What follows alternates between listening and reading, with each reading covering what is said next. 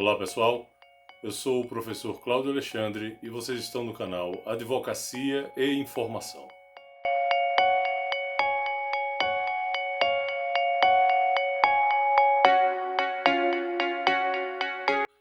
Pessoal, o dia 12 de junho é considerado o Dia Mundial do Combate ao Trabalho Infantil. A OIT instituiu essa data como um marco para que nós pudéssemos nos lembrar de uma das maiores mazelas que nós podemos enfrentar enquanto sociedade, que ainda é a questão do trabalho infantil. A pergunta que nós temos que nos fazer é se com essa pandemia que assola toda a humanidade, nós não teremos um agravamento dessa situação. O mundo como nós conhecemos, ele acabou. Nós temos que ter essa consciência. Nós temos que saber que nada mais será como antes. Nós não poderemos mais falar em volta à normalidade. A nossa normalidade será outra, o nosso normal será outro. Essa pandemia ela vai deixar grandes sequelas, sejam psicológicas, sejam familiares, sejam de emprego ou falta dele. E principalmente nós teremos grande crise econômica. Isso sem sombra de dúvida. Segundo Laís Abramo, é uma ex-diretora da OIT, também de uma comissão que estuda ou era responsável pelo desenvolvimento da América Latina e do Caribe, a tendência é que nós tenhamos, pelo menos, isso eu estou falando apenas de Brasil, a tendência de que 10 milhões de famílias retornem para a pobreza extrema. Eu não estou falando de pessoas, eu estou falando de famílias. Estou falando de 10 milhões de famílias que vão retornar para a linha de extrema pobreza ou abaixo dela. E a tendência é que isso não venha a se reverter no curto espaço de tempo, não. Os mais otimistas preveem que nós vamos passar por essa grave crise e essa recuperação em décadas. Então, não é algo passageiro, é algo que nós temos que estar preparados. E eu posso afirmar que não é através de um Estado mínimo ou então de um Estado ultraliberal, de um Estado que não está preocupado com o viés social que todo Estado deve ter, que nós vamos sair dessa crise que vai durar muito tempo. Na verdade, o que nós temos aqui no nosso país, ou que podemos ter no nosso país, já pode ser visto na África. Alguns países da África, após momentos de pandemias, ou melhor dizendo, de epidemias, ingressaram em um ciclo imenso de miséria, de falta de oportunidades, que culminaram com o aumento de violência doméstica, com o aumento de estupros, com o aumento de crianças que deixavam de ir eventualmente à escola e principalmente crianças que deixavam de ir à escola. Total abandono da educação. Isso é um quadro que, de certo modo, já vemos, mas que, com certeza, se não forem tomadas providências, vai ser a realidade do nosso país. Essa pandemia, ela tem mostrado que o abismo está cada vez maior.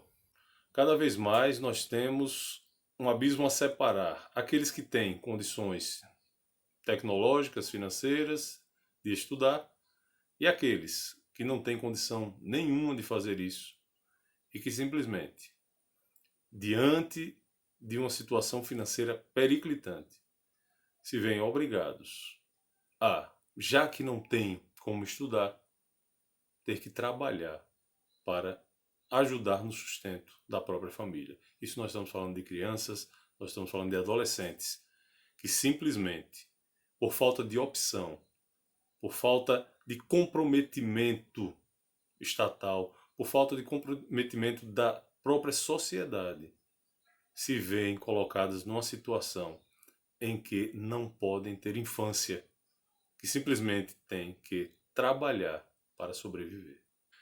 E como quase tudo, né, que acontece nesse nosso país cheio de mazelas, A população negra acaba sendo, mais uma vez, a grande vítima disso tudo.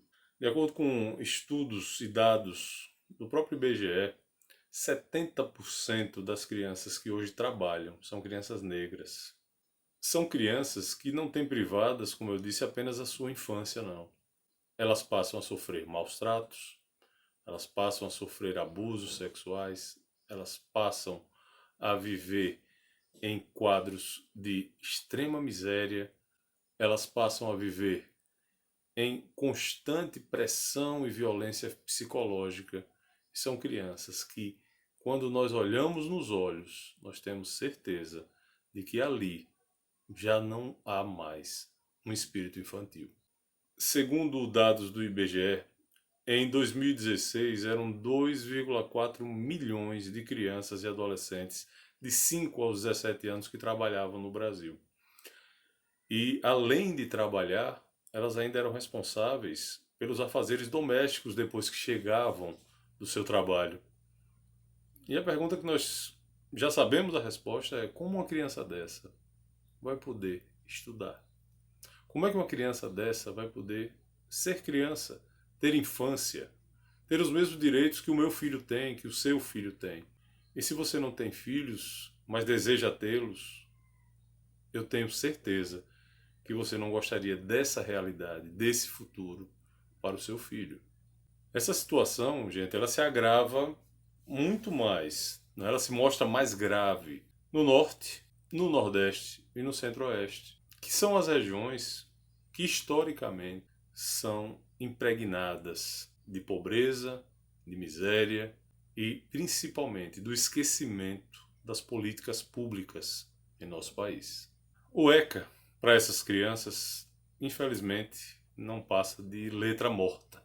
Cabe a nós começar por mim, nos esforçarmos, nos unirmos, não nos calarmos. Nós temos que lutar, nós temos que buscar, nós temos que fazer acontecer para que essas crianças elas não venham escapando dessa pandemia, venham a perecer pela nossa inação. Bom, pessoal, é isso. O recado que eu tinha para dar hoje era esse. É um recado também jurídico, porque eu sempre digo que o direito, por ser uma ciência social, ele se ocupa de todas as mazelas que possam afligir a sociedade. E enquanto operador de direito eu não posso ficar calado, eu não posso ficar parado. Eu tenho um filho de 10 anos e o futuro que eu quero para ele é um futuro que eu quero ver para muitas crianças no nosso país. Como eu disse uma vez, eu cansei de ver tanta injustiça, tanta miséria, tanta indiferença pelo sofrimento humano.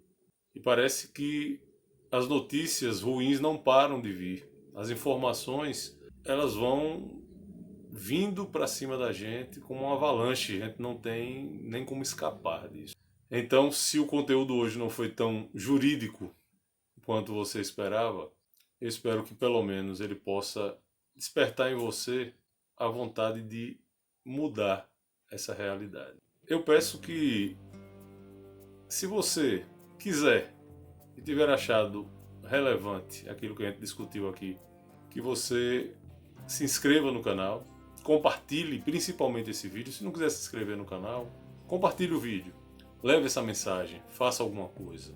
Eu convido você também, se ainda não viu, um vídeo que gravei sobre uma empregada negra que foi acorrentada numa empresa no interior de São Paulo.